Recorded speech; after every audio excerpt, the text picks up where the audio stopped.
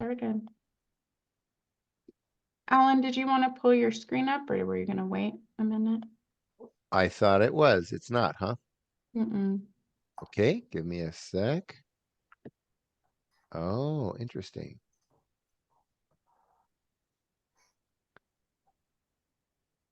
Yeah, we just had it all up a minute ago. Okay, we Is see it it up now. now? Yep. Okay, Great. great. All right. Thanks everyone for joining us this morning on managing conflict in recovery residences. And Alan Mua is our presenter today. And I wanted to introduce him. So Alan Mua is the executive director of New Earth Recovery, which is a nonprofit that operates 5 recovery homes for men 6. and women in Skagit County. Yeah, that's right. 6 now. So he is a founding member and he serves as the chairperson of the Washington Alliance for Quality Recovery Residences, Walker.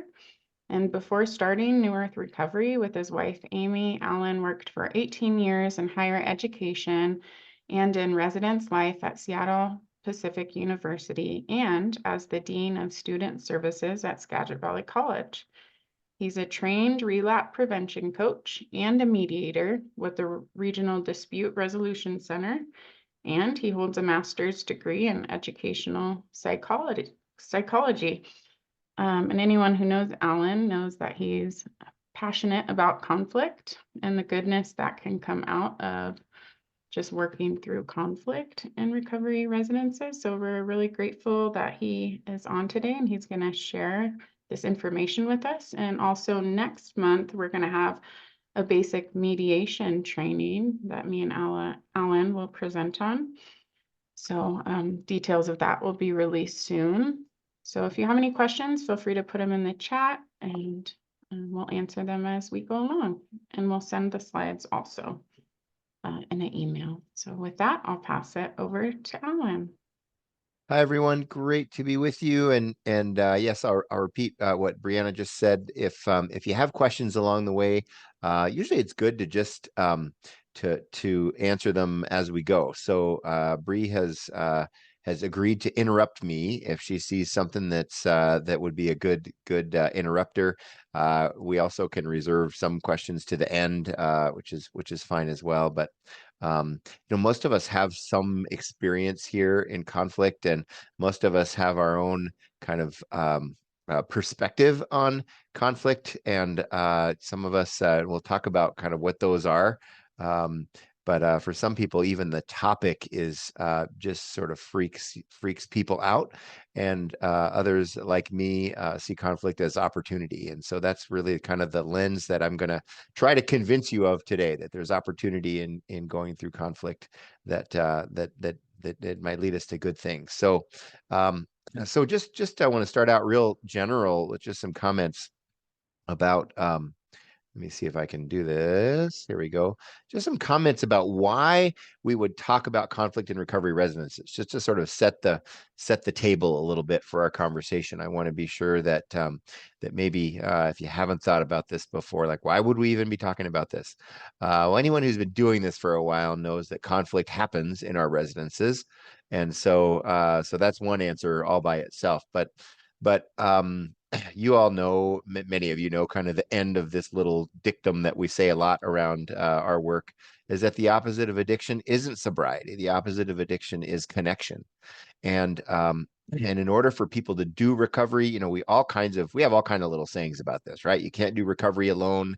Um, a lot of folks in the rooms and the 12-step fellowships and so on have a lot to say about how relationships work, and we just know, and the research is also really clear that the stronger a person's relationship networks are, the better their chances are of sustaining long-term recovery. So in order to connect with somebody and be in any kind of healthy relationship, a person has to know how to navigate conflict.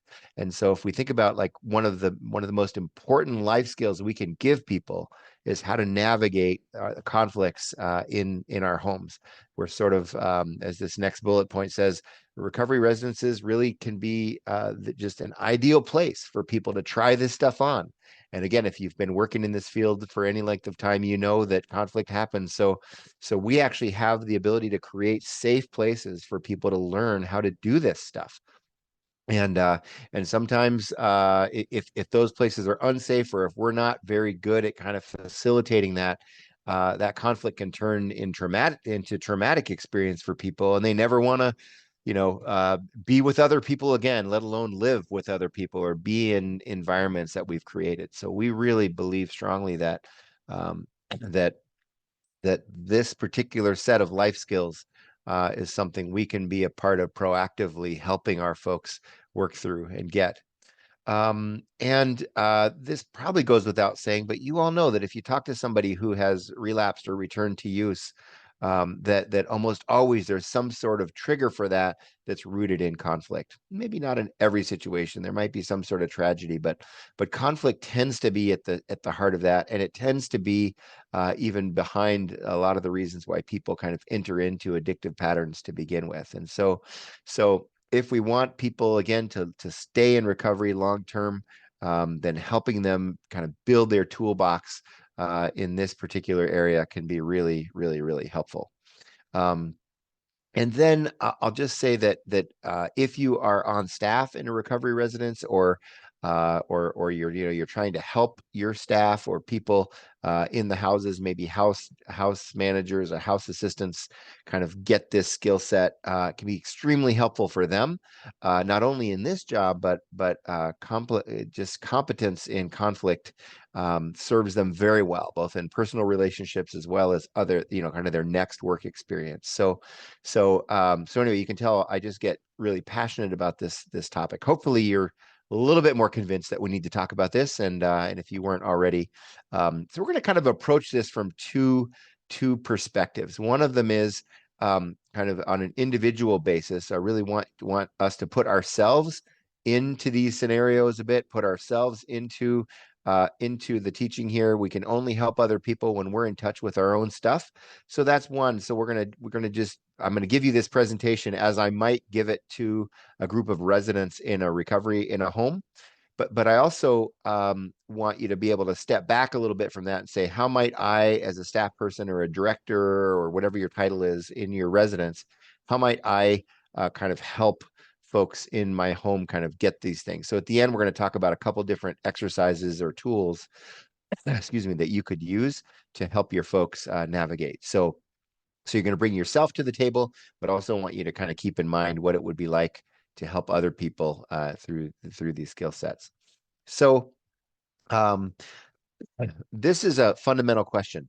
The currency of all of our relationships. And I have a really specific answer in mind, and there are a lot of things that might come up, but the answer I'm looking for here is trust. Excuse me. And Stephen M.R. Covey says this, that trust is the least understood, most neglected, and most underestimated possibility of our time.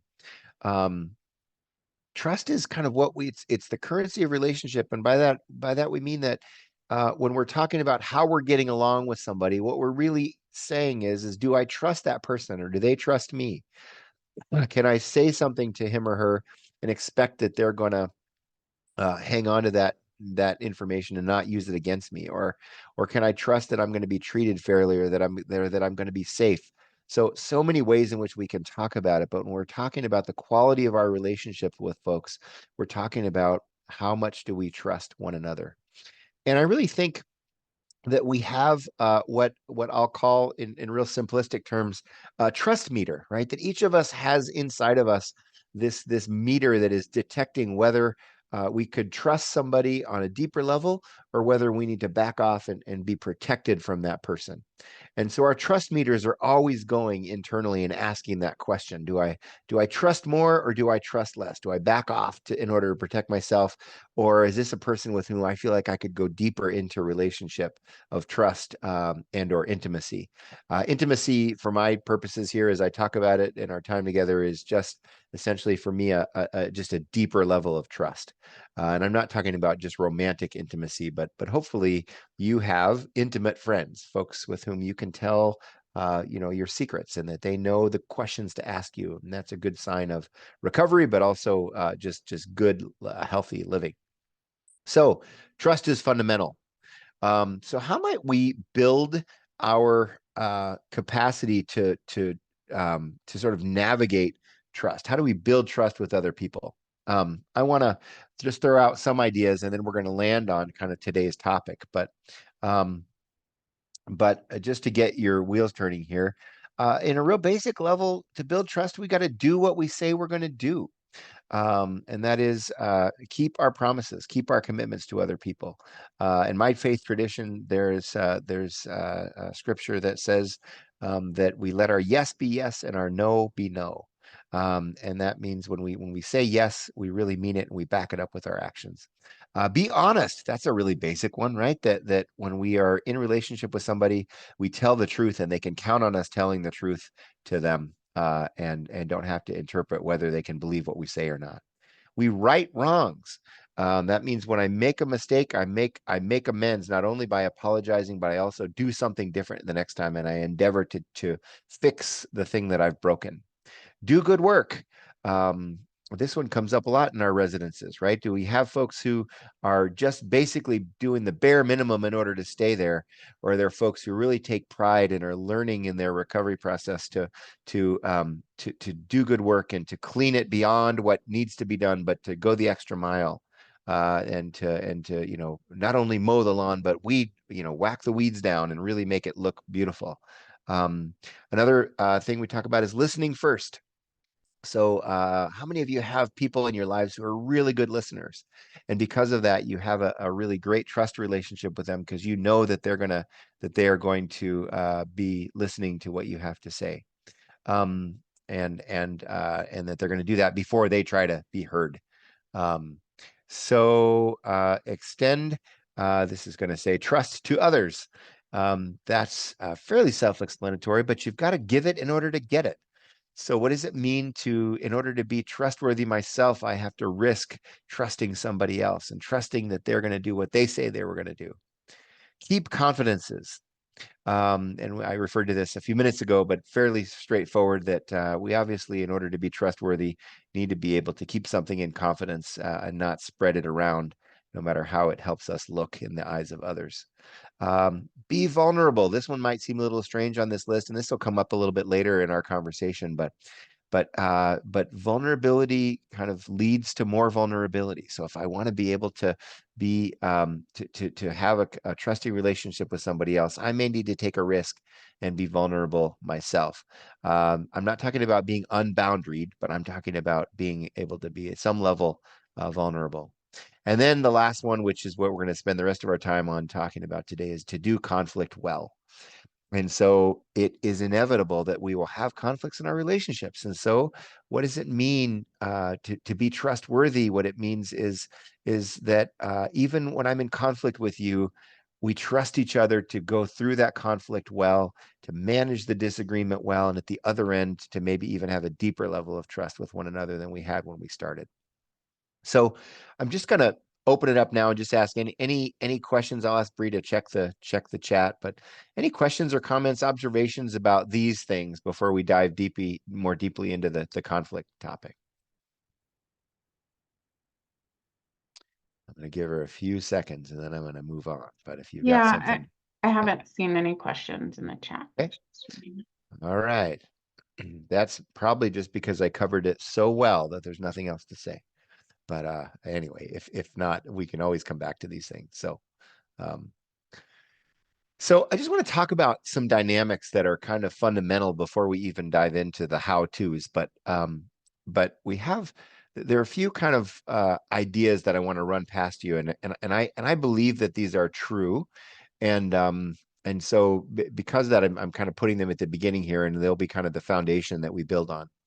But like we said already, trust is the basic ingredient in all of our relationships. We're always discerning whether we should trust somebody or not. So we're always trying to get a sense of that. And so when we violate one another's trust, we back off, we protect ourselves, and and our relationship kind of stagnates, or we back off of the relationship. I also believe because that trust meter is always going, that every interaction with another person results in either an increase or a decrease in trust, which is a kind of a big statement to make, but I mean every interaction. So, you know, when I talk about this, I think about my wife and I. We've been married for 32 years, and even today, there are things that I do. I'm not going to talk about her. There are things that I do that violate trust with her, and they're little things. Maybe the way I ask a question, or the way, just some subtle way that I come across that in some small way affects the way that she trusts me today. And so even in the most long-standing healthy relationships, this dynamic of trust is always kind of moving up and down and back and forth. It's a kind of a moving, I don't want to call it a target, but it's definitely it's dynamic. It shifts. So how we handle conflict then is going to determine how trusting our relationships are ultimately going to be. I'll say it again. How we handle conflict is going to determine how trusting our relationships are going to be. So we'll talk about the dynamic a little bit, but we have this opportunity when conflict arises to go deeper into our relationships with somebody else, and really because of the test of the conflict, get to a better place, or we're going to back off, and it's not going to feel good. It was going to feel like a risk that we maybe shouldn't have taken. But I'll add to that a relationship without conflict is not an honest growing relationship. In other words, there are things we disagree about with each other. They're honest disagreements. We see life through different lenses. We have different life experiences that have led us to do things differently. In our houses, I can't tell you the number of times I've had the conversation about how to properly load and unload a dishwasher, or when that should happen, or which mopping solution on the hardwood floors is the best. Whether it's the Swiffer wet jet, or whether it's just an old school janitor mop that we get with the yellow bucket and the squeezy thing. There are people who have honest, just honest to goodness, knockdown, drag out conversations about these things, and that's fine. We're going to disagree about things, but how we handle those things is really, really vitally important to what happens next in our relationship. So no relationship is going to grow in trust or intimacy without the successful navigation of trust, of conflict, I should say. So we grow in our trust when we do conflict well with each other, or we kind of back off.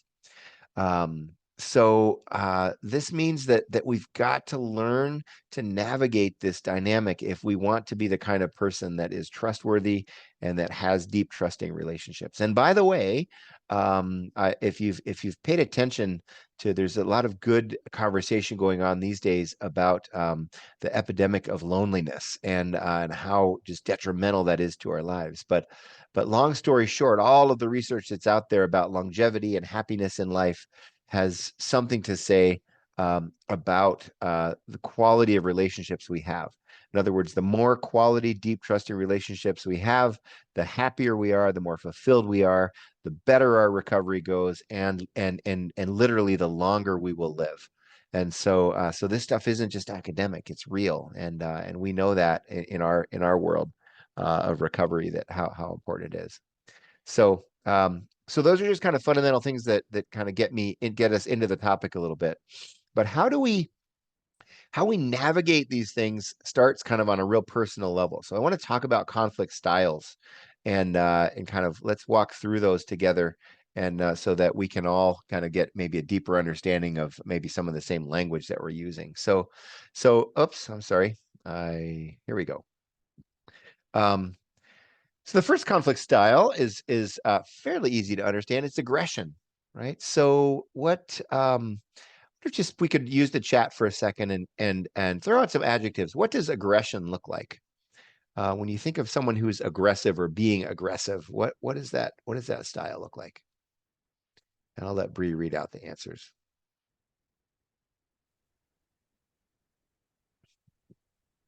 Make my chat bigger. And everybody, this is the interactive portion of the program, or one of them anyways. So would love to get your input here. Just what do we think of when we think about someone being aggressive? Mm. Hey, Alex, it's Fernand, or Alan, I'm sorry, it's Fernanda. Yeah. How about, very confrontational, rather ready to, Mm. listening to react versus like really listening to understand? Mhm. Yeah. Yeah. It's super reactive. It's I s- immediate I often. see two yellings in the chat and Yeah. then posturing behavior. That's what I Yeah. think of too, just someone trying to kind of overpower. Mhm. What do we think?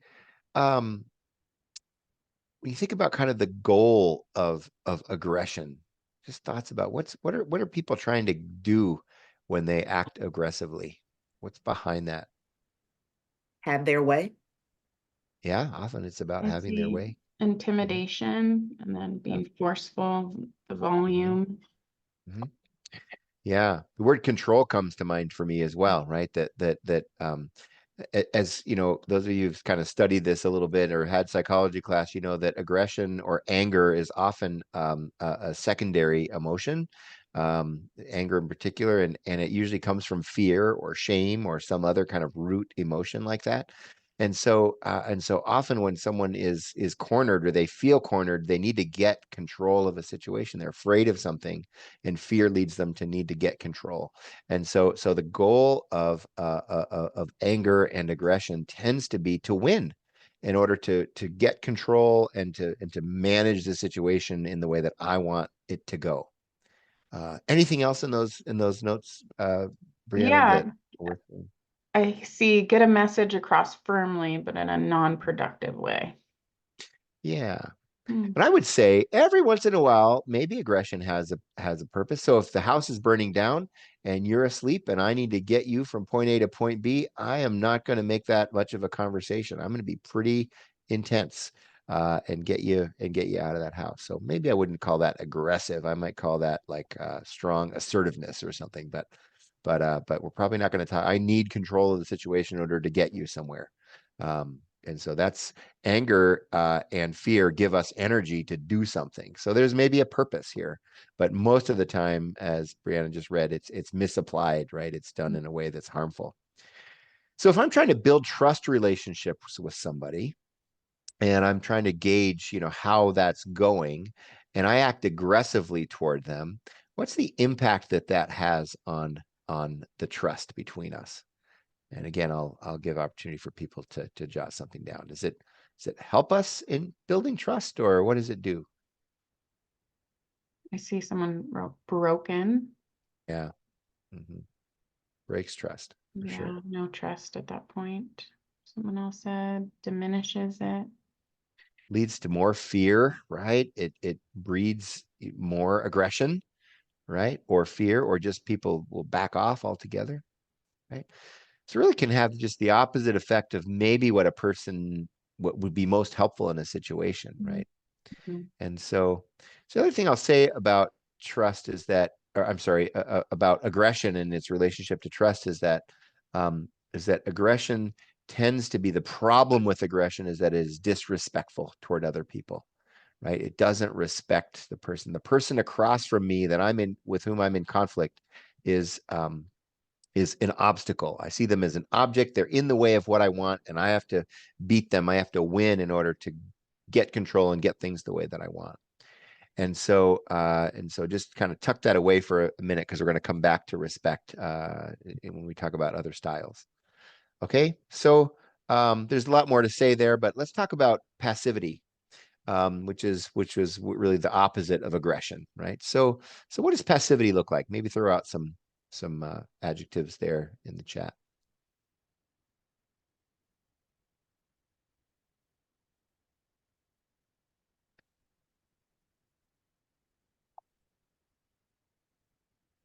Fairly obvious kind of stuff here, but Silence.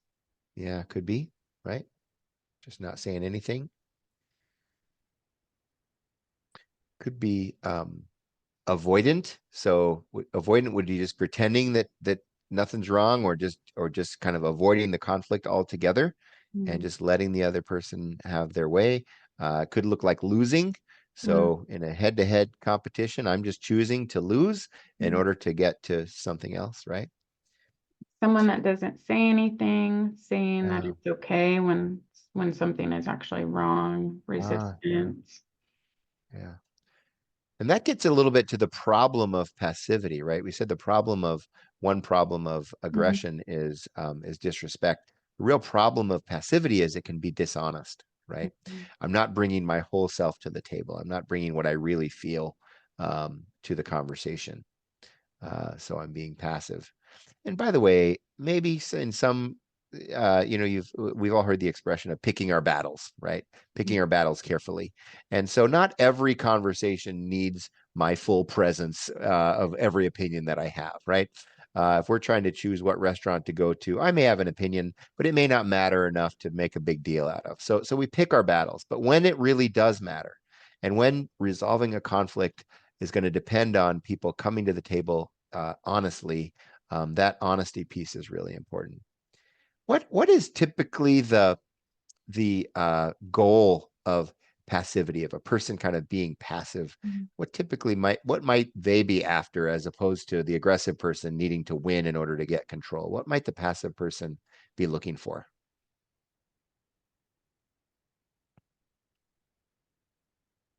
And thanks, Brianna, for being the spokesperson, but Yeah, want to I'm engage just people reading in the off conversation. Yeah. the chat. No confrontation.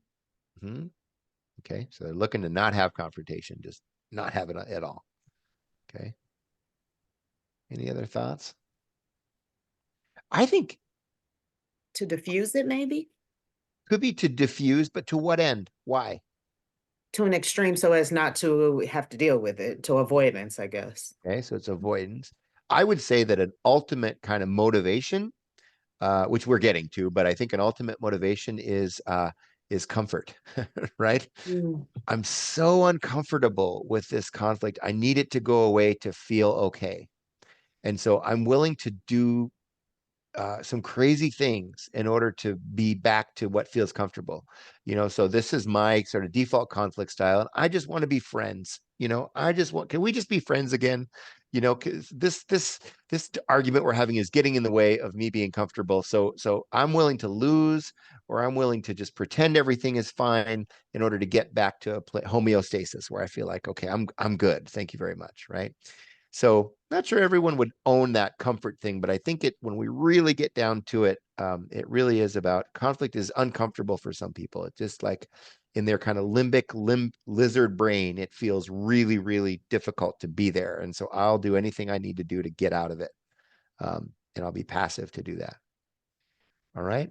Okay, so let's go on and talk about a third style, a little bit more complex, but one that I think we can all relate to. And that's passive aggression. Okay. So I'm very interested to hear what this means to you all. So when I say passive aggression, what comes to mind, or how would you describe it?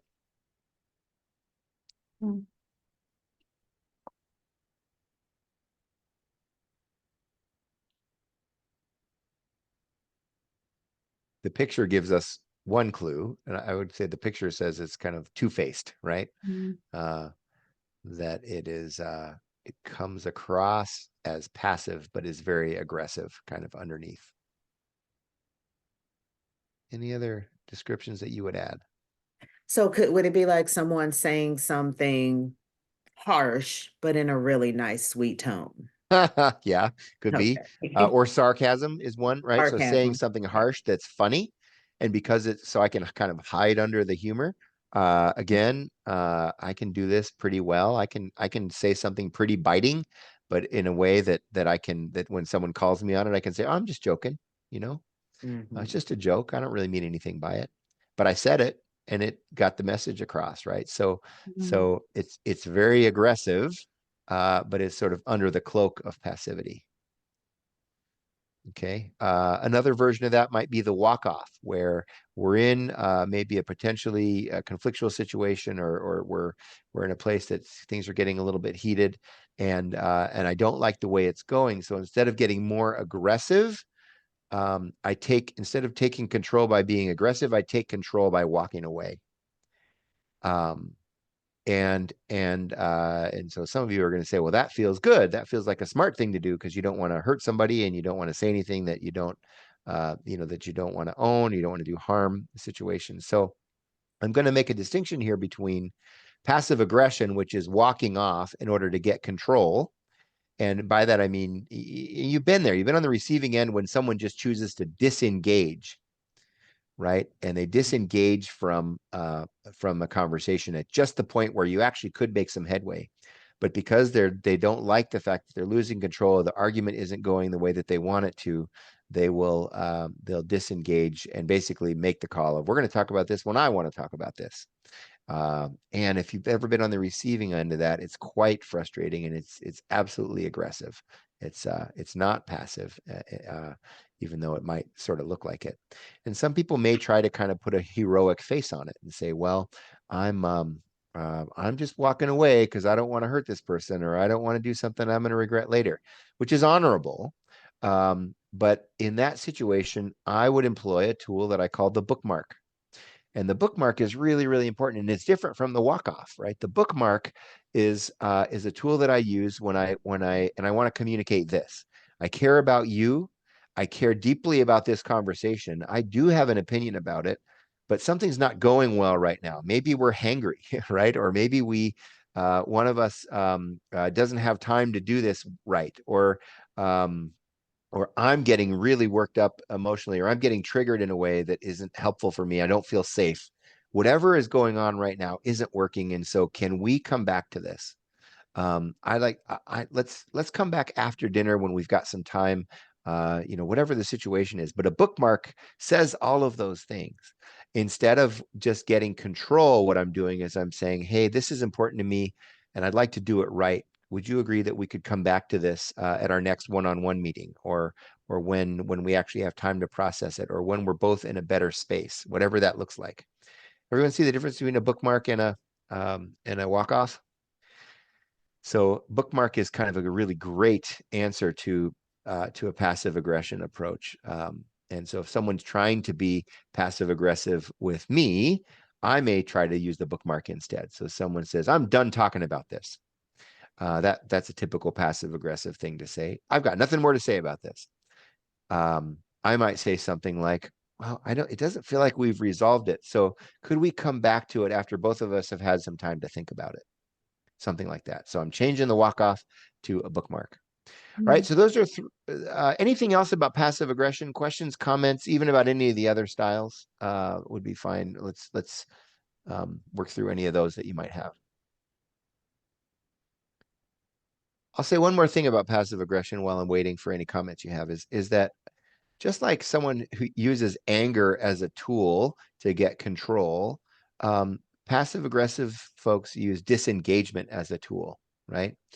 So to step back into the bigger picture, the problem with aggression is that it's disrespectful. The problem with passivity is it can be dishonest. The problem with passive aggression is that it is disengaged. And so what the style that we want to employ is something that is the opposite of all three of those things. Anything else, Brianna, in the chat that I need to respond to? Otherwise, we can keep going. Yeah. Okay. So I want you to think about the fourth alternative, which we'll call assertiveness. So appropriate assertiveness is again sort of the opposite of the three things that we just talked about. It's honest, it's engaged, and it's respectful. So I don't know, if you take one thing out of today's presentation, maybe this is it. If you're in a conflict situation and you want to build trust through conflict, what if you could remember these three things? I got to be honest, I got to stay engaged, and I have to be respectful. And if I did all three of those things well, we really could get to maybe a solution. And if I can encourage the person across from me to exhibit those, or invite them to exhibit those same kinds of behaviors, we could really get somewhere and solve it. Okay. But what else would you add to this list about assertiveness? What are adjectives, ways that you would describe a style that really works? Throw those in the chat. I'd be interested to hear. I've got a few more things to add to the list that I think are important, but what else would you throw on the list?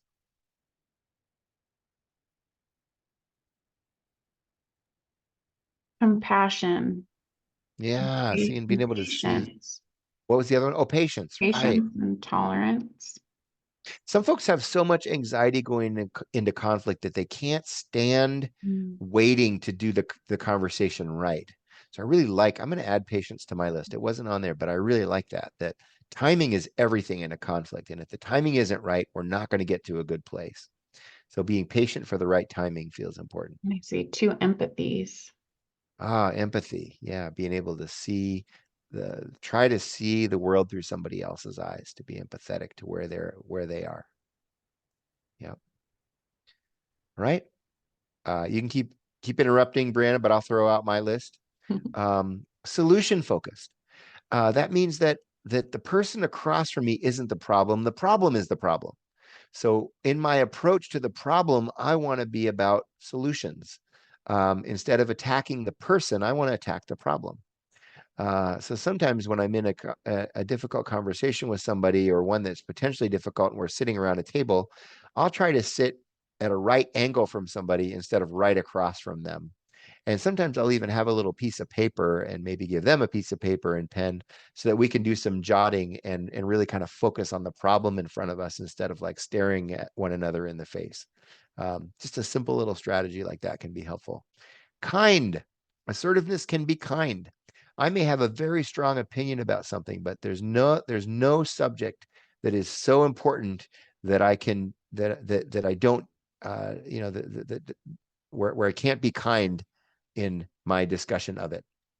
So I want to be in conversation with somebody in a way that I can still say please, I can still say thank you, I can still be polite and kind to another person. This kind of goes along with respect. And kindness begets kindness, and rudeness begets rudeness. So if I can be kind, I can affect the temperature of the conversation, even if we strongly disagree about something.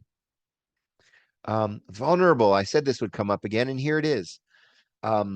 This might not come as a surprise to you all, but for fun, sometimes I've been involved in mediating conflicts. And in our local dispute resolution center, I used to do this with couples who were working on a divorce and working on a parenting plan or working on a property division or something. And what will happen in those situations is that the two people kind of come with their dukes up. They're ready to fight. They're ready to get their way. And they kind of unload all of their weaponry on each other, and they've maybe not even been particularly kind despite the rules that they've agreed to. And they get kind of spent, but maybe somewhere along the way, they get to listen to each other a little bit. They get to hear where the other person's coming from. And somewhere along the way, one person will risk vulnerability. They'll talk about how the whole thing makes them feel. They'll say something that will trigger the person across from them to see them as a human being and be able to relate to them on a human level. And when that happens, it's what I call the click. And when the click happens, amazing things can happen where usually the conflict itself, whatever it is, gets resolved pretty quickly after that, because something a dam kind of breaks down, and we start to see each other as humans, and we start to relate to each other differently. So instead of being my opponent or my obstacle, you become my partner in solving this problem. So somehow bringing vulnerability to the table in an appropriate level can make a huge difference. You can't make somebody do this, right? Of course, because it needs to feel safe. But we as individuals, when we're in a conflict situation, can choose vulnerability at an appropriate level that can make a difference. Not to be manipulative of somebody else, but this isn't about just turning on the waterworks so that we get our way, because people can generally see through that. But being genuinely human in a way that invites someone else to do the same can change things. I want to go back to kindness for a second, and I forgot to say something. There's a couple called the Gottmans. You all may be familiar with them. They're the kind of the foremost experts nationally, or they're up there anyway, in terms of working with couples in relationship. And so they're kind of the marriage relationship experts. And the Gottmans say that they can tell whether a couple is going to be able to kind of make it through some trauma in their relationship by within the first 5 or 10 minutes of them walking into their waiting room. And it's about how they treat each other. And if they can treat each other with respect and kindness, they've got a chance of making it work. But if they can't muster kindness, then their chances of actually getting through the difficulty that they're facing in their relationship to something that's going to last is much more difficult. So kindness is a really important tool in our tool bag of working through conflict. Another one, well, I guess I'll ask you all. Anything else you'd add to this list now that I've kind of primed the pump a little bit when we're talking about kind of an assertive conflict style that could actually get us to some results? I'll give you another few seconds here. But Ellen, I think just in general, if you come from a place of love and that Mhm. person can feel that, Yeah. they can look past, or at least you hope that they can begin to look past the conflict and really look towards, okay, how do we fix this? And we all come to conflict with some stuff, right? With some story, with something that might be really triggery for us, and we might accidentally trip that in somebody else. And Mhm. but when we do that, again, I think you're right that if there's something that we bring with us that communicates something that's deeper and more important than any issue that we're talking about, but like a genuine, and in the counseling world, we would call this what you said is deeper than this, but a version of this is unconditional positive regard, that I'm going to treat you like a human being that is worthy of love and respect, regardless of how you treat me and regardless of how you're acting right now. Right? Say that again, unconditional Unconditional positive regard. positive regard. Okay. So that's a counseling term, but it means, and you can kind of recognize this in someone who's being really professional or being a counselor in a setting where they treat people with respect, and regardless of how kind of out of bounds the person is across from them, they treat them well, and they just positively regard them. And that is hard to do some days, right? It's hard to do with some folks in particular who are pushing my own buttons. When my buttons get pushed, that's when my test of unconditional positive regard really comes out. But especially if you're in a leadership position, or you're trying to do conflict with somebody with whom you have a power differential, bringing that unconditional positive regard to the table is really important. And I like the word love even better, but for some people that sounds really touchy feely, so I backed off and made it a little bit professional. But absolutely, if we can have a genuine sense of love, and another word I would add to that is curiosity. If I can be genuinely curious about what you're feeling, thinking, what your perspective is on something, that goes a long way to building trust as well in that conversation. All right, so I'm going to move on to just something to think about here. This is sort of what I call the anatomy of a conflict. Like, well, here's how it typically goes if nothing stops it. A conflict starts out typically with a simple difference, right? We just see the world differently. Maybe it is about something silly as how we load the dishwasher, or what mop we should use to clean the floor, or how we should divide up chores in the house, whatever that is, right? Just a different way of seeing things. And we can, if we don't work through that, what can happen is a misunderstanding where somehow we miscommunicate with each other. One person says something that the other person takes differently and starts to get offended. So maybe the first level here, the simple difference, is kind of a cognitive exercise, meaning it's all it's logical, it's in our brains. When we start to have a misunderstanding, yeah, maybe it's still a bit logical, but it's starting to impact our emotions a little bit. And if we don't deal with it there, then we start to then the kind of then the emotion of disappointment gets in the mix. So I'm disappointed with you. I had an expectation, I had a hope of the way things were going to go, and they don't go that way, and I'm disappointed. So now I'm really starting to engage my emotion in the conflict, and the person across from me has disappointed me. So we've moved beyond misunderstanding to something that is that's kind of triggering me in some way, and I'm starting to make some judgments about the person because of that disappointment. Then we get to discord. Discord is where there's just outward signs. So it's no longer inside something that I'm carrying. I was disappointed is kind of an internal thing, but there's discord. I'm outwardly showing my tension with another person. And discord is noticeable not only by the two people involved, but by other people. They're starting to notice, wow, those two people don't get along. And we're way past the original issue when there's discord, right? It's no longer just about the dishwasher. It's about how we treated each other about the dishwasher and what happened as that conflict was building. Okay. Discord, if it's not dealt with, then becomes polarization. Polarization is a really dangerous place to be. By the time you get to polarization, it's really hard to pull back to constructive relationship of some kind. So when a relationship is polarized, one person says the sky is blue, and as self-evident as that is, the other person can't agree with them because it's that person saying it. You've seen this. If you've been in a house and two people just are at each other, no matter what one person says, the other person is going to have a problem with it. And so the situation is way beyond the original issue. It's way beyond one person disappointing another. It's way beyond even them making judgments about each other. There's just full on just polarization. I'm not going to get political here, but I'm going to say, look at our government today. Look at the kinds of conversations that are happening in the House of Representatives and other places where political parties can't solve a problem because it would mean agreeing with the other political party.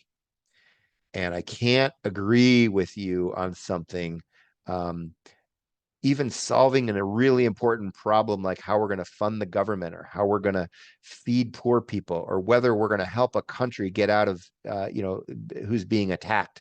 Any of those kinds of things. None of those are as important as our argument with each other. So I did get a little bit political, but wow, what a hard place for us to be in when we as a house, I'll bring it back down to our level, when we as a house can't solve a simple problem because two people are polarized from each other.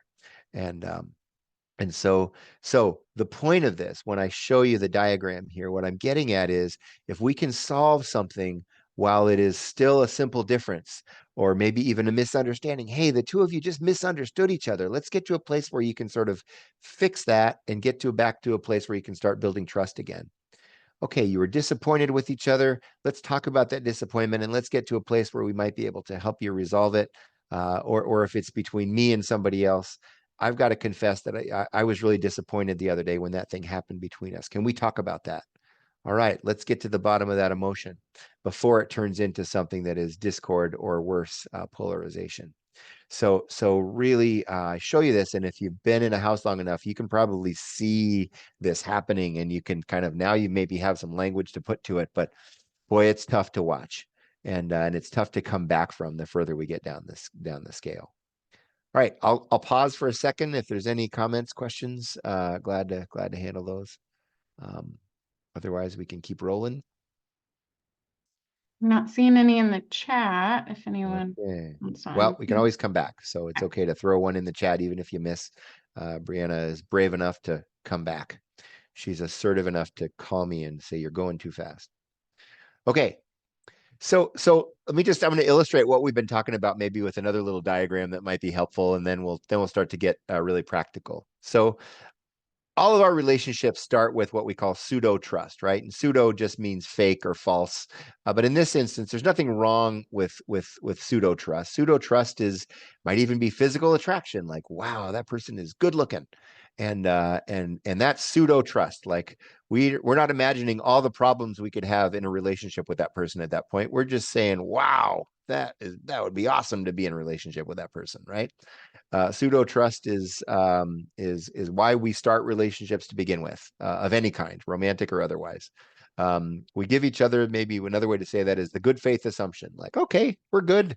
We don't know each other yet, so we're going to give each other the good faith assumption. But it's not real trust. It's not deep trust. It hasn't been tested yet. So then we run into a conflict, some sort of disagreement. Maybe it's something simple, the dishwasher or the mop, or maybe it's something more important than that. Maybe it is political. These days, there's a lot of, once I find out that you are from the other political perspective, that might be conflict enough, and I might have to, work through that with you a little bit. Okay, but we run into some sort of conflict. So then we have a choice. And this is where our natural conflict style comes to bear. And so as I said, most of us have a natural style. Of those three that we talked about that aren't particularly helpful, most of us tend to lean into one of those or the other. We tend to want to get control in a conflict, or we tend to want to back off and pretend it doesn't exist, right?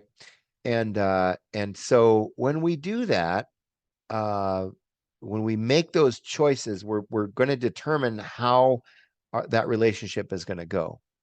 So if we avoid or if we choose to lose, then what happens is, you know, if we kind of think about the relationship, it's either going to get to the end, the relationship's over because I can't trust you. And by the way, here's an interesting dynamic that happens is sometimes two people are in a conflict. Maybe one of them is a really aggressive person or tends to be aggressive, and another person tends to be passive. Well, that's a marriage made in heaven, right? One person always gets their way and the other person always loses. And so great, sort of this unspoken agreement that they can have with each other. You ask those two people, hey, how did that conflict go? And the aggressive person might say, went great. Feel good about it. I think we're good. She and I are friends. We're in good shape. You ask the passive person about it, and you're probably going to get a very different response if they're honest, right? If they'll even be honest with you. But they might fake it. They might go back to pseudo trust and say, hey, yeah, I think we're good. Yeah. But if they're honest, they're going to say, I'm not going to trust that person again. I'm not going to go there again. I'm backing off. That's not going to be a healthy thing for me. So I'm done. The aggressive person may have no idea. There are a lot of folks who tend to lean toward the aggressive, who are walking around thinking that they have perfectly fine relationships. When in actuality, 80% of us tend to be more passive than aggressive. That's what the research tells us. So 80% of the time, people have just backed off of their aggression and are either faking it or choosing to not engage with them anymore. So they either don't have any relationships, or the ones they do have are not genuine relationships because the person that they're in relationship with isn't being honest about what's going on. So think about that, right? If you tend to be the person who needs control over a situation, it's really worth thinking about the quality of relationships you have. Are they really honest? Are people really honest and engaged and respectful or not? Okay, so that's avoiding, right? Avoiding doesn't lead us to deeper trust with each other. Then the other option is to bully or to fight to win. And as we talk about that, that often leads to some really destructive kind of pattern. Again, some of the same outcomes. We're either going to fake it again, pretend everything is fine, or the relationship is going to stagnate, kind of stay the same, or it's just going to end altogether. It's going to lead to someone really backing off of the relationship. So fighting to win is not a good strategy toward trust building and sort of building real trust. Okay. The third option then is what I call fighting for trust, and fighting for trust is simply there are kind of two dimensions at least to that fight. One of them is actually doing the things that we're going to talk about here in a minute. Is being assertive in an appropriate way and using the tools in our toolbox to get to better conversation and following some ground rules to get to a better place. So that's kind of external. Like, I'm going to do this argument or important conversation in a way that's going to build trust. The other fight is internal, and the internal fight is with myself. It's with those voices in my head that are saying, you've got to win, you've got to get control.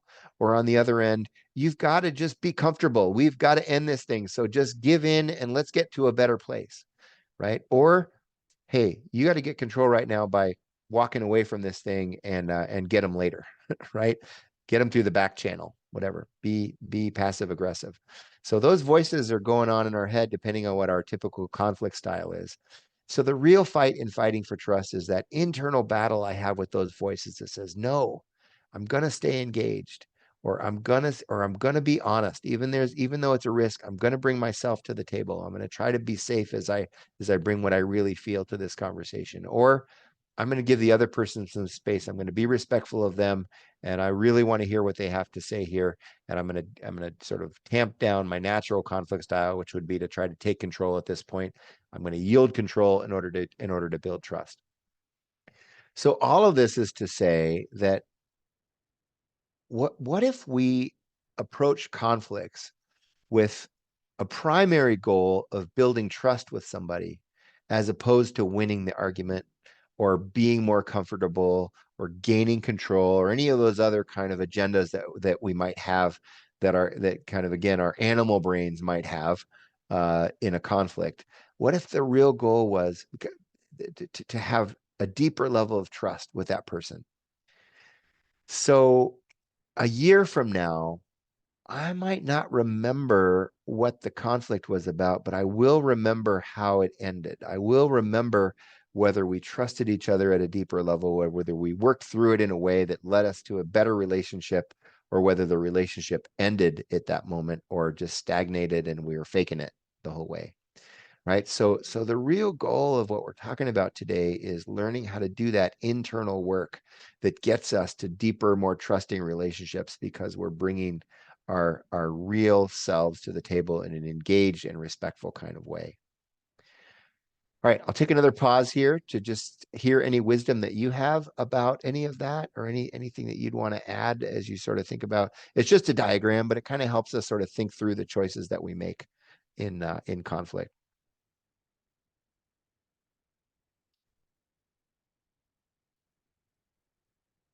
Okay, it's the big quiet, so I'm going to keep going. So here's something to keep in mind. It's a little bit tongue in cheek, but it's really important.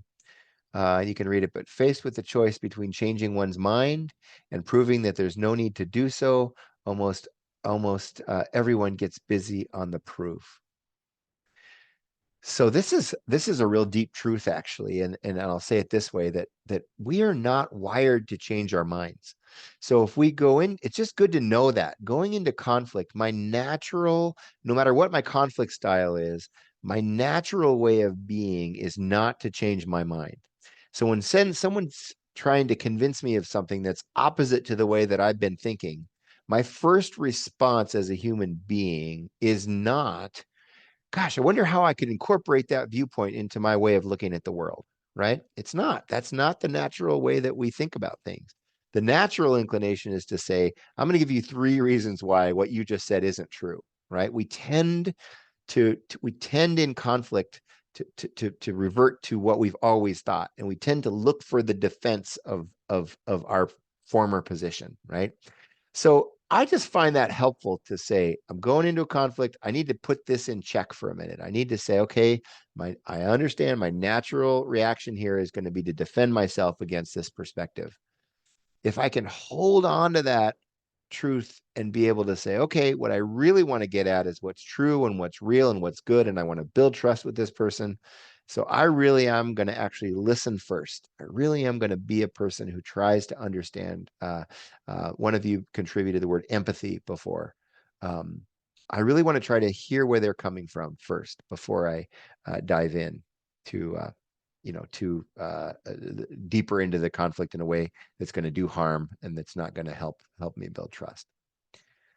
Okay, so I want to throw out a set of what I call kind of fair fighting rules, or ground rules for important conversations. These might be agreements that a group could make together, right? When we have conflict with each other, when we disagree about something, how are we going to treat each other in that process, right? So this might be the first tool that you might want to engage in your house. So you might lead a discussion like the one that we just had, maybe introducing people to conflict styles and having some conversation around where they see themselves in the conflict styles, and then get to this to say, okay, for this house to work well, we need to have some understandings about, even when we disagree, especially when we disagree, what are the ground rules that we're going to use when we work through some things together and we try to make decisions as a group? Okay. So this could be, this exercise we're going to do right now could be the a really good conversation to have really early on as a group forms, or maybe every 6 months or every year or so as new people kind of trickle in and out of your context. Okay. So I'm going to leave the screen blank because I want to hear from you. What kind of ground rules would you all put on this list if you were brainstorming it together about how our kind of house here is going to function together? What would some ground rules be? Watch your tone. Okay. Yeah. Tone matters. Sure. How we say things. Yeah. Respectful. Be respectful. Okay. We're going to be respectful. Yep. Absolutely. Listen. Okay. Listen first. Really pay attention. Listen first. Honesty. Honest. We're going to be honest with each other. Okay, you are just stealing my answers, which is good, but keep going. Like what else? What maybe even more Open specific? Okay. communication. We're going to have Open. open communication. We're going to agree that that's okay. One person Excellent. talking at a time and not talking over each other. Right, exactly. One person speaks at a time. If you've ever been in a mediation context, you know that that particular one is a rule in mediation, as we listen to each other. And in a mediation context, actually, everyone gets a piece of paper, and they get to jot down things as they're listening, so that if they want to respond, they can do that, but they wait till the other person's done talking. Right. So not interrupting. One person speaks at a time. What else? Minimize the time someone has the floor. So when they are speaking, they can't just talk for like 45 minutes and not anyone Okay. else, let anyone else speak. So I might reframe that to just say something like share time, speaking time equally, or something like Okay. that, right? But yeah, you got it. And that's really good. So in any group, you're going to have a couple people who tend to monopolize. You have a couple people who are perfectly happy to not say anything, and you're going to have some people in the middle. And so I really like what you said. If we could equalize that, then we could bring some honesty to the table. And some people need to kind of refrain and make space for other people to talk, you know. Anything else?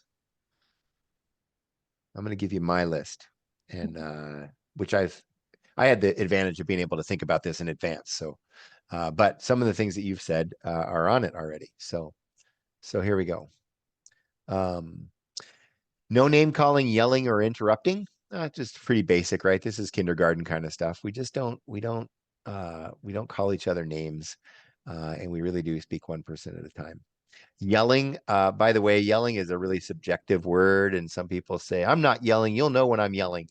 But like, but if it's yelling to me, then I get to ask you not to do it, right? Please, if we could keep our tone down, that would be helpful. Okay, one person speaks at a time. That's a lot like not interrupting. I guess that's a little bit redundant. Seek a solution rather than a victory. So this is about being a solution focused. So we're going to focus on the problem here. Use I instead of you. And OFNR, we're going to talk about that in a minute. So I'll leave that one. But I statements are really important. So I want to own my part of things instead of using a lot of accusatory kind of language. Okay, get support rather than picking teams. This is a really important one. In conflict, most of us feel the need to get support of some kind, but it can look, if we're not careful, it can look like picking teams. So I need support. I need someone to tell me, yeah, that makes sense. I get where you're coming from. Boy, yeah, I can see how that would be a problem. And they may also say, hey, have you talked to that person? Or how could I help you have that conversation, right? So that's support. Teams is, hey, would you believe what Brianna just said to me? I got to tell you. And so I start building up some enemies to Brianna. This never happens because Brianna and I get along very well. But in an incident where I'm feeling the need for support that gets kind of misdirected into picking people for my team, that can be really destructive to a work environment or a house environment, any kind of environment. And we've all seen it happen. And this isn't something that just junior high kids do. You know, I've seen 60-year-olds do this. They're picking people for their side. They're trying to get people over to their side. It can be really destructive. So get support from a sponsor, from somebody who maybe doesn't have skin in the game, who also someone who's going to really be really good at coaching you to get back and resolve the problem instead of someone who just enjoys the drama. Okay. Avoid conflict over email or text. I'll read that again. Avoid conflict over email or text. Those are just not good places to have conversations that really matter. That are potentially problematic or have some tension in them. Okay, it's just not going to go well.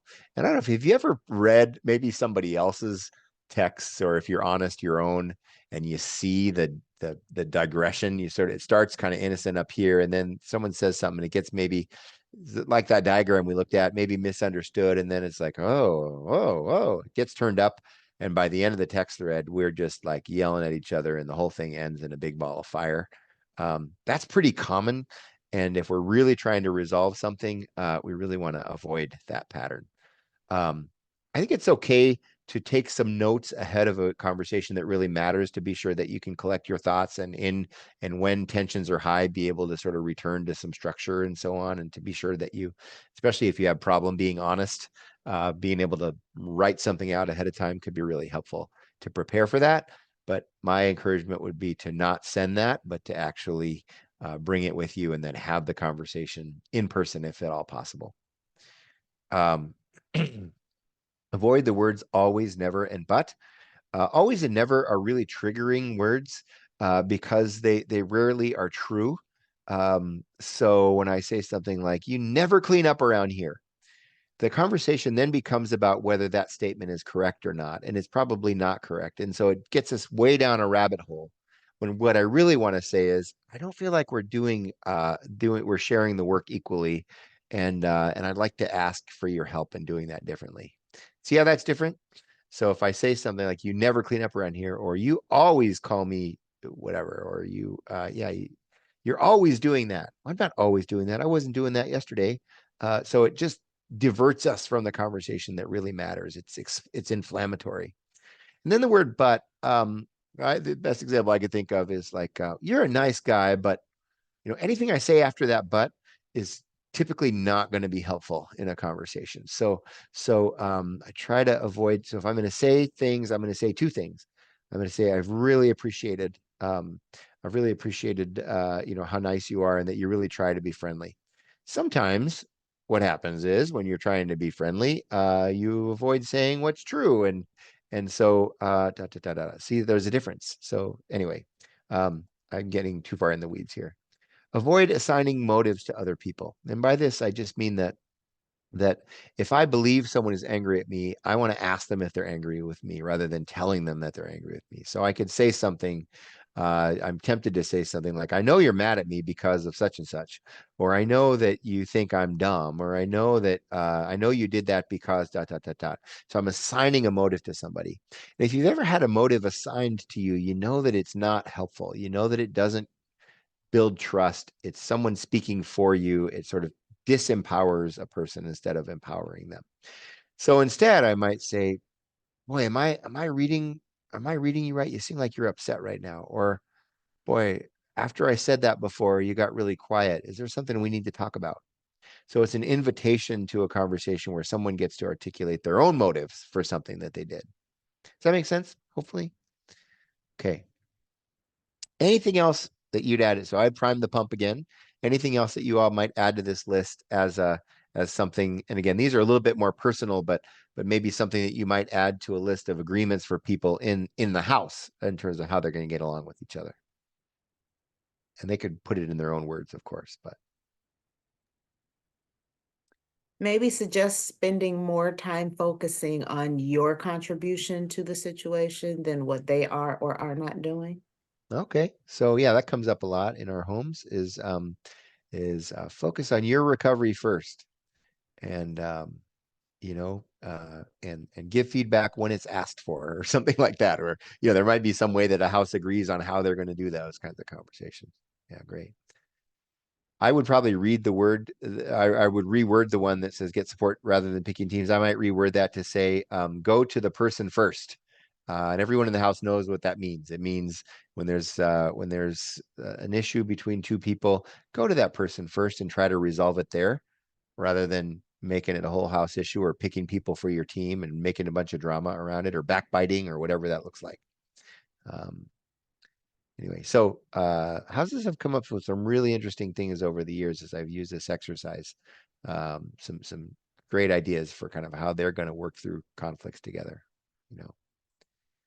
All right, so let me tell you just some other. So we talked about the community building agreements, and that's what the exercise we just did, is having a group of people in front of a sheet of newsprint or whiteboard or something do that.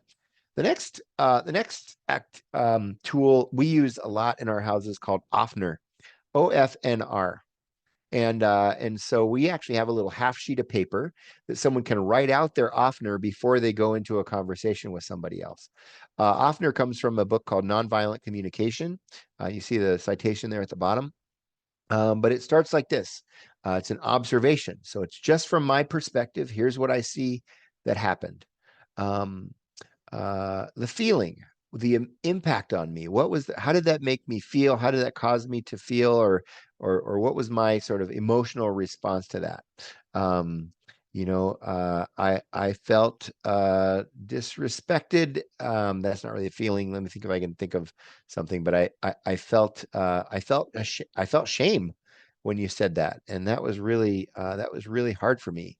Or I felt triggered. It reminded me of the time when my abuser would lash out at me, and I felt afraid when you did that. Whatever, right? So we're talking about the effect of that on me, and then we get to the need. I have a need for a clean environment. I have a need for respect.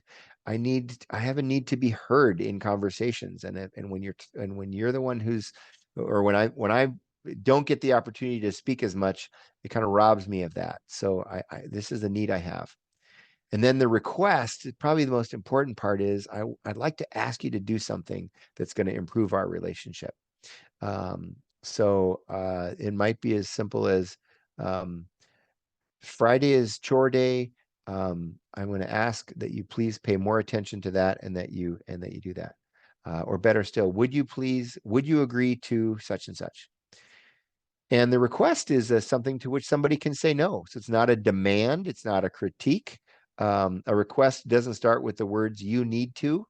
Anything that starts with "you need to" is probably pretty provocative and not going to help build trust in a relationship.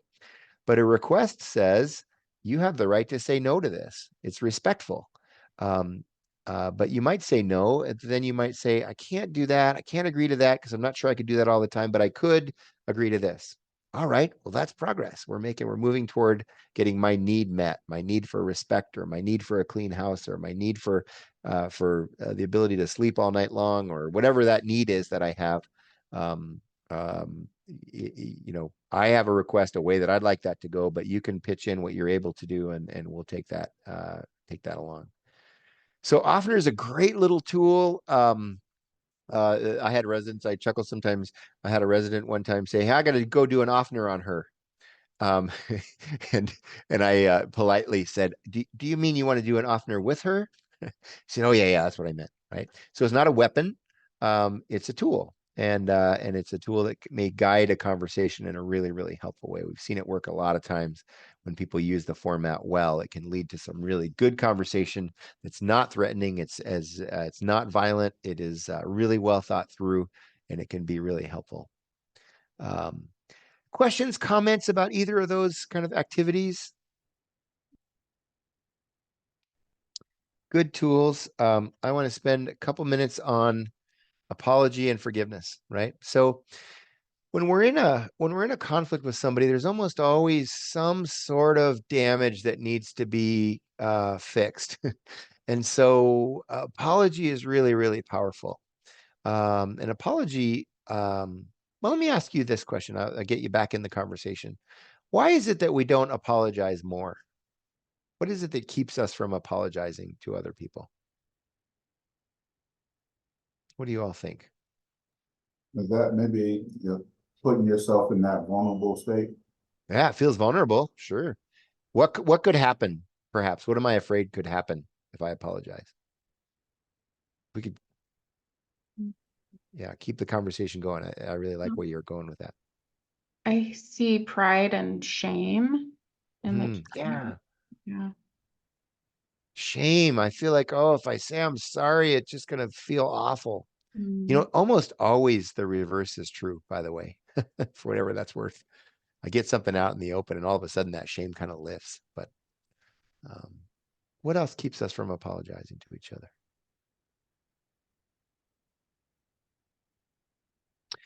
I think a genuine reason to not apologize is I'm not sure I'm not going to do it again, and I just don't want to disappoint a person over and over again. Or I feel like maybe it's a sign of weakness. Maybe I see the relationship as a power dynamic.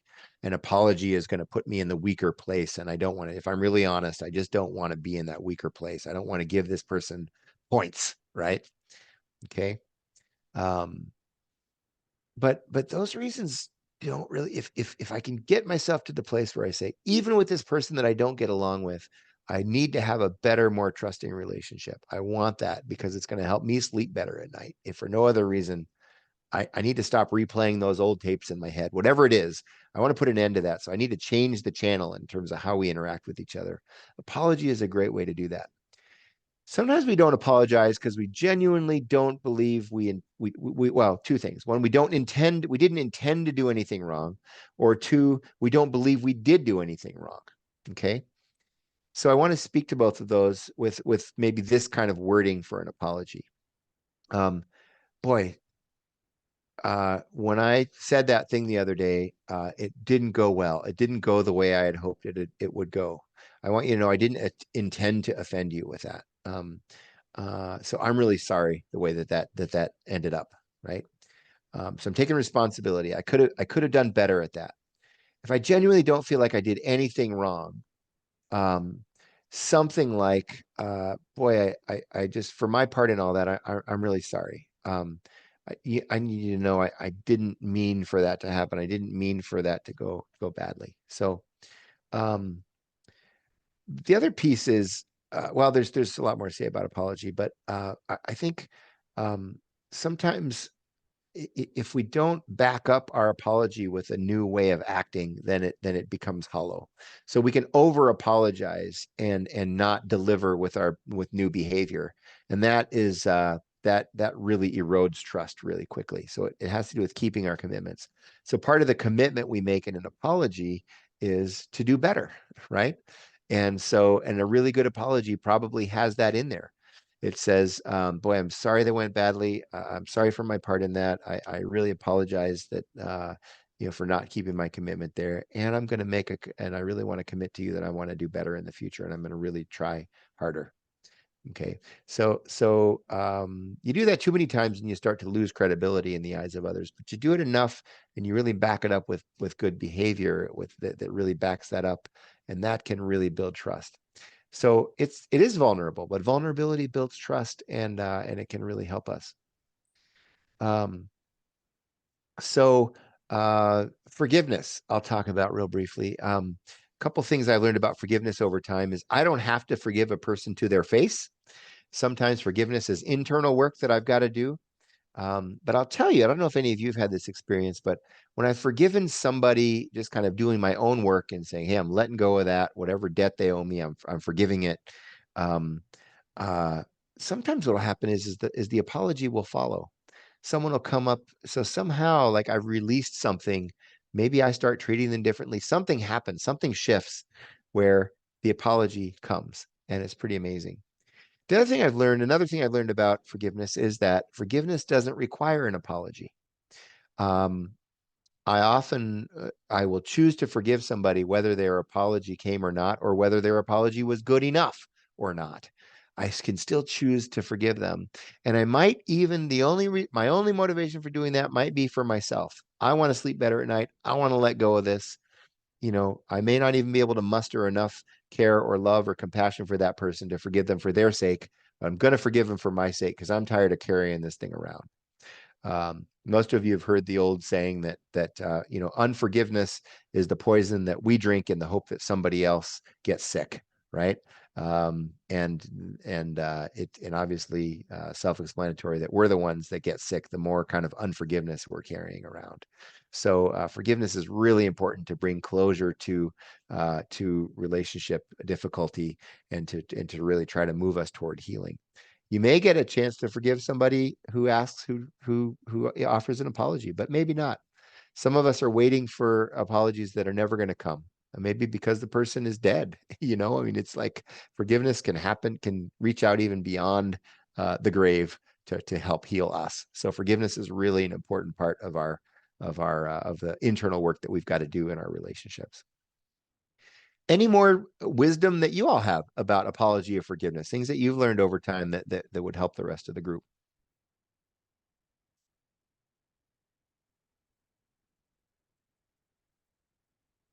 It's hard stuff, but it can be really profoundly helpful.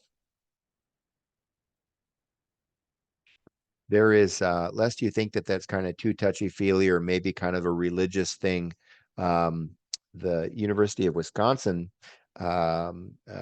started years ago an organization called the Forgiveness Institute. And they have done decades of research on forgiveness and unforgiveness, and the health effects of unforgiveness and the health effects of actually forgiving and letting go, and how powerful that is, even in a person's physical health. And so anyway, if you ever want to look them up, I don't know if they're still in existence. They were going great guns for quite a while. I don't know if they're still around, but they did a lot of writing, and some really good studies came out of that. So. All right. I want to just open it up to questions, comments of yours, things that this kind of prompted for you in the way of maybe what this looks like in a house or in other kinds of relationships. At this point, if you want to just raise your hand, then Brianna can call on you, and we can just have some conversations. So just what has this gotten you thinking about? What can we talk about here?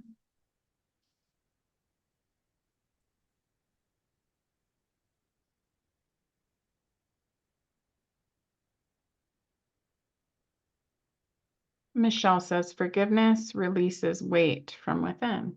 Oh, absolutely. Yeah. Yeah, no doubt about it. Describe it. Thanks, Michelle. Mhm. Yeah. So anything else that this brings up for you? Any kind of resident situation? Sometimes when we do this presentation, we hear from folks who like have this sort of really difficult resident situation, and the group kind of helps to brainstorm a little bit of, advice or solutions. Anyone have anything like that? Michelle has her hand up. Michelle, go ahead. Go ahead, Michelle. I was just thinking that it would be a good idea to possibly like print out and post some ground rules for like the house meetings so that we can reflect back on them if somebody starts over talking or there's arguments or you statements versus I, to be able to redirect it back to an agreement, like have them come up with their agreement for their house rules. Yeah, so that's that exercise we did a little bit ago, but exactly right. So not only do you do the exercise and you write it all down, but then you post it so that that's a really good idea, so that it's in front of them. So we do that in our houses. Those agreements that they've come up with, they're in their language. I type them up and make them look pretty, but but then they're just agreements. And every once in a while, a resident will say, you guys remember we said we treat each other with respect, and I'm not feeling respected right now. Helpful. Also it makes them be more a part of, so it's them that have decided this. So I feel like it's more powerful if they come up with it versus we saying, hey, This is how it's going to go down. They're saying this is how we want it to go down. Absolutely. So much more powerful than anything we do. Yeah. They've got to have some ownership. It's really good stuff. Other ideas or thoughts, questions?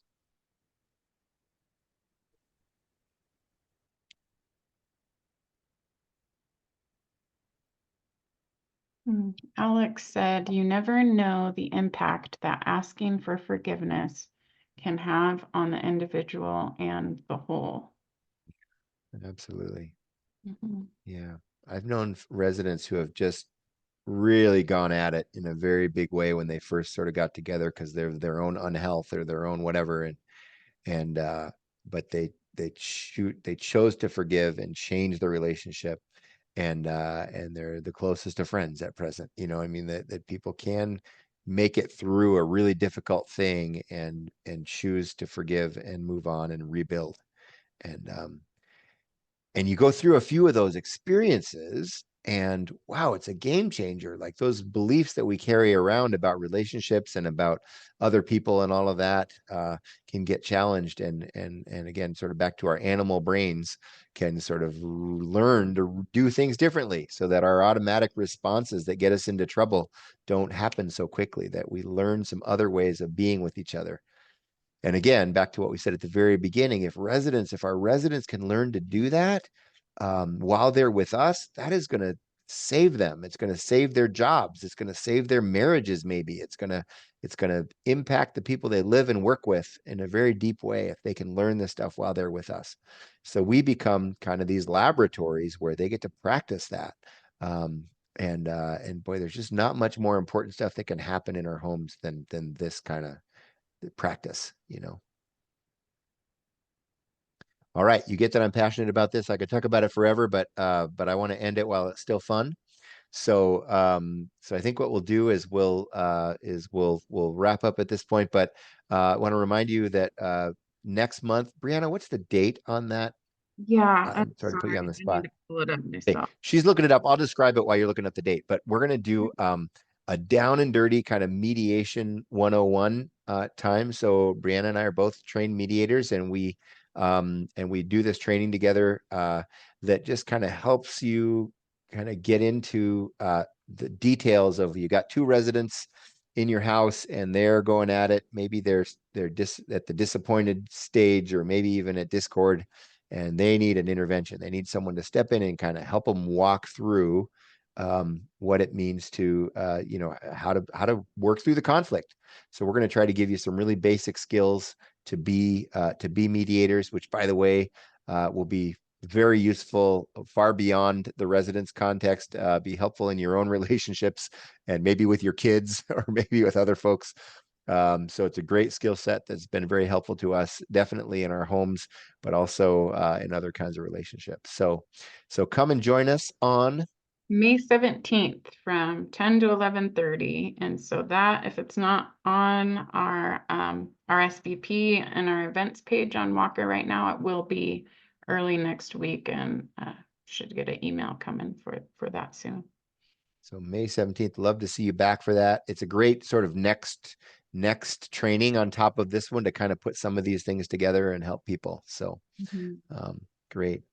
Any final questions, comments, thoughts from anybody? Otherwise, Thank you, Alan. This was really helpful for me as I embark on my journey to open my first home coming here probably in the next 30 days. excellent. And so definitely spark some ideas on really how to start out establishing the culture of the home. And I Oh, think this so is a good. great way to do it. So thank you for sharing. I'm glad. This is stuff I wish I knew when we got started. So Right. yeah, great. Well, thanks everybody. Bree, anything else that you need to say? Otherwise, No, thanks everyone for being here, and probably on Monday we'll have this sent to your email with the slideshow, just so you can have it to refer back to, as well as the recording. Thanks, Brian. Thanks, Right. Al. Thank you you. bet. Take care, everybody.